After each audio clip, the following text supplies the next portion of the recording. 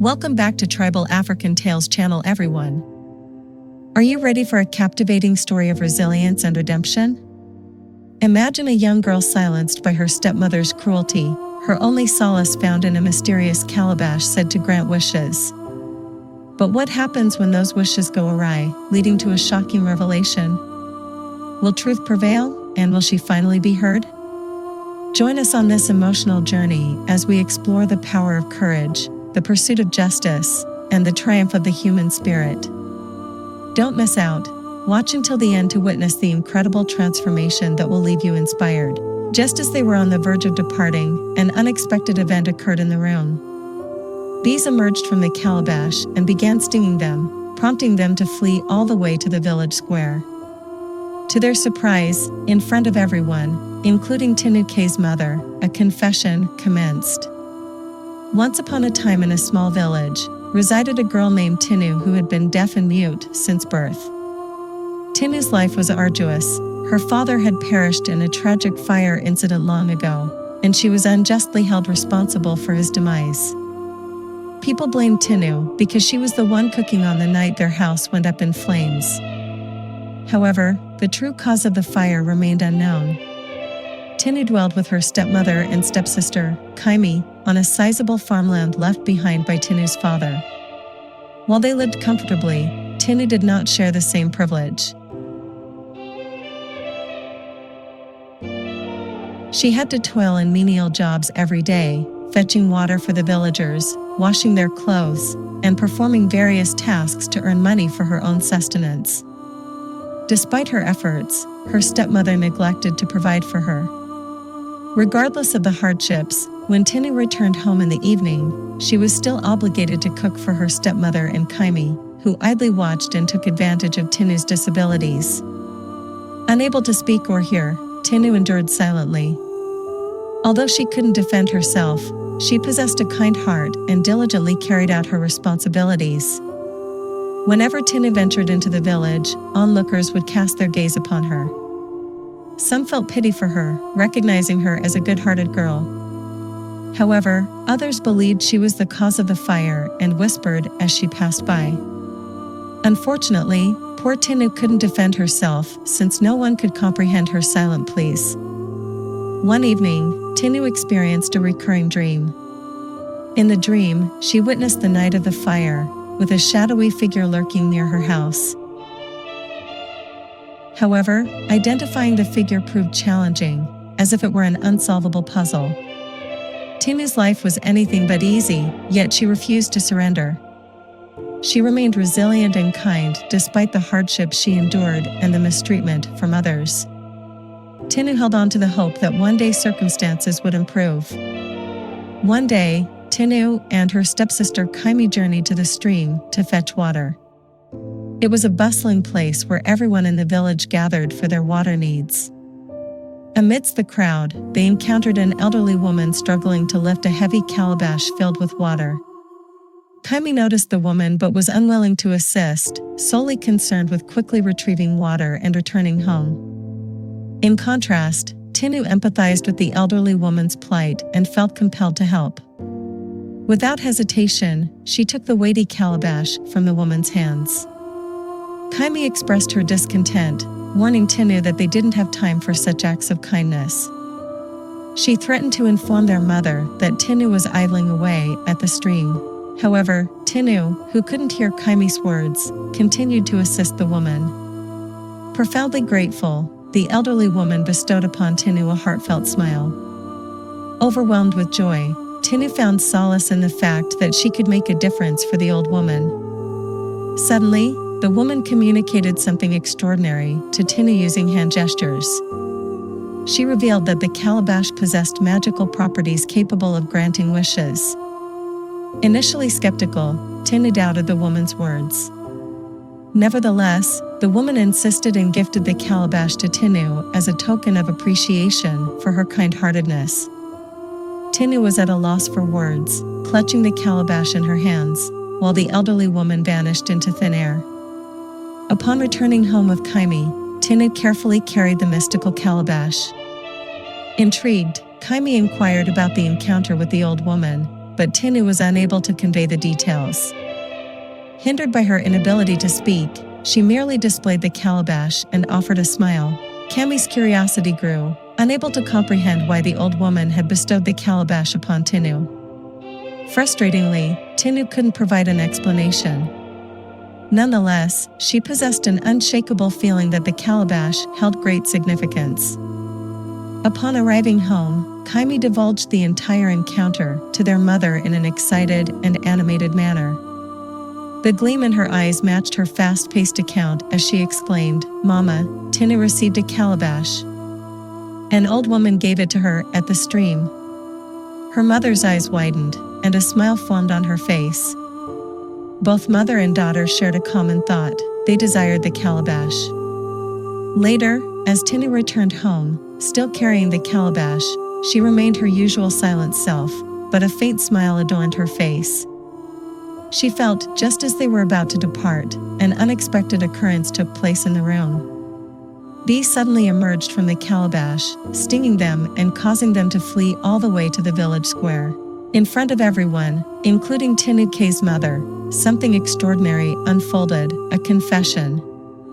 Once upon a time in a small village, a girl named Tinu resided. Tinu had been deaf and mute since birth, and her life was filled with hardship. Her father had perished in a tragic fire incident long ago, and she was unjustly blamed for his death as she was the one cooking on the night their house caught ablaze. However, the truth of what truly happened remained unknown. Tinu lived with her stepmother and stepsister, Kaimi, on a large farmland left behind by Tinu's father. While they lived comfortably, Tinu did not share the same privileges. She had to work small jobs every day, such as fetching water for the villagers, washing clothes, and performing other tasks to earn money for her own sustenance. Despite her efforts, her stepmother neglected her needs. Even after a day of hard work, when Tinu returned home in the evening, she still had to cook for her stepmother and Kaimi while they sat and watched, content to take advantage of Tinu's disabilities. Unable to speak or hear, Tinu couldn't voice her grievances. Although people in the village looked at her with pity, knowing she was a good-hearted girl, there were others who believed she was responsible for the fire. They whispered as she passed by, but Tinu couldn't defend herself since no one could understand her. In her world of silence, Tinu often had a recurring dream about the night of the fire. She would see a shadow near the house, but it was always challenging to discern the figure's identity. The dream remained a puzzle she couldn't solve. Tinu's life was far from easy, yet she persisted with strength and kindness. Despite the hardships and mistreatment from others, she kept going, hoping that someday things would improve. One day, Tinu and her stepsister, Kaimi, went to the stream to fetch water. The stream was a busy place where villagers gathered to get water. While they were there, they noticed an elderly woman struggling to lift a heavy calabash filled with water. Kaimi saw the woman but didn't want to help, eager to finish their task and return home. However, Tinu, moved by compassion, approached the woman to offer her assistance without hesitation. She didn't think twice about it and took the heavy calabash from the old woman's hands. Kaimi wasn't pleased and warned Tinu that they didn't have time for such acts of kindness. She threatened to tell their mother that Tinu was playing at the stream if they got home late. But Tinu, unable to hear Kaimi's words, continued to help the woman. Grateful for Tinu's aid, the elderly woman smiled at her, and Tinu felt a sense of happiness from being able to help. The woman, using hand gestures to communicate, revealed something special to Tinu. She explained that the calabash she had just carried was magical and had the power to grant wishes. At first, Tinu found it hard to believe, but the woman insisted and gave the calabash to Tinu as a gift for her kindness. Tinu was speechless and simply held the calabash, looking at it in awe. Before Tinu could say anything, the woman vanished, leaving Tinu with a sense of wonder. Returning home with Kaimi, Tinu carried the magical calabash with her.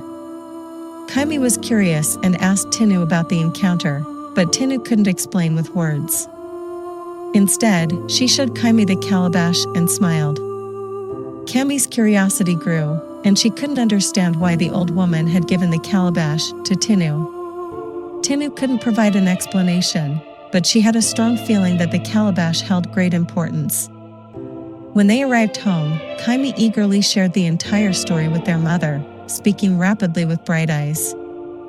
"Mama, Tinu received a calabash.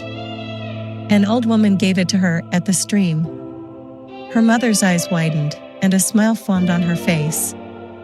Both mother and daughter shared the same desire. They wanted the calabash. Later, as Tinu returned home, still carrying the calabash, she remained her usual quiet self, but wore a small smile. She felt happy about the calabash, not knowing that Kaimi and her mother had taken it. Surprised, Tinu turned around and found Kaimi and her mother holding the calabash. Her stepmother asked, "Where did you get this beautiful calabash, and what is its purpose?" Tin's heart began to race as she experienced feelings of sadness and fear. She had a strong urge to cry, but she resisted because she knew that if she didn't tell the truth, her stepmother would beat her. Instead, she used sign language to explain that she obtained a magical calabash from an old woman at the stream. This calabash was said to grant wishes. Excited to make use of the magical calabash, Kaimi and her mother went to their room and opened it. They wished for money, jewels, and many other things, but nothing happened. They tried again, but still nothing occurred.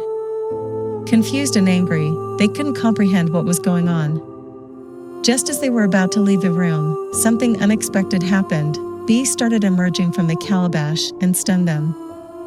Fleeing from the room, they ran all the way to the village square in front of everyone, including Tinu and her mother. It was there that Tinu's mother started confessing, revealing that she was the one who set their house on fire and caused Tinu's mother's death. She also admitted to making Tinu deaf and mute by using a charm from an herbalist when Tinu was born.